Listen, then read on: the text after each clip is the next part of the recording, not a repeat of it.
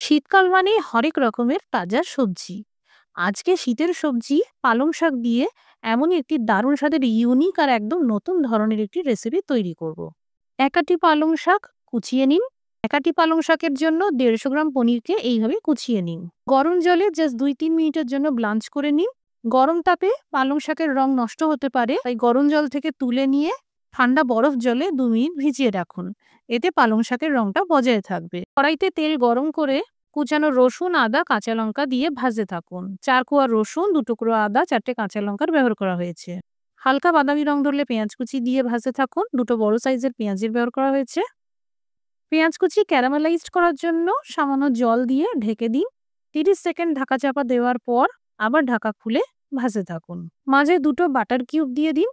Butter melt হয়ে গেলে দিয়ে দিন ২টো কুচানো টমেটো। হাফ চা চামচ বিট লবণ দিয়ে ভাজতে থাকুন যাতে টমেটো কুচি সফট হয়ে যায়।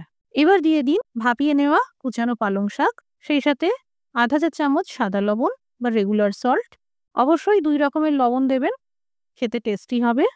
শাক থেকে জল বেরোতে শুরু করলে কম আঁচে ঢেকে ২ মিনিট রান্না করুন। সবজি সুসিদ্ধ হলে দিয়ে দিন এই কুচানো পনির, সাথে আধা চা চামচ গরম মশলার গুঁড়ো। হাই টু মিডিয়াম ফ্লেম করে বেশ ভাজা ভাজা করে নিন।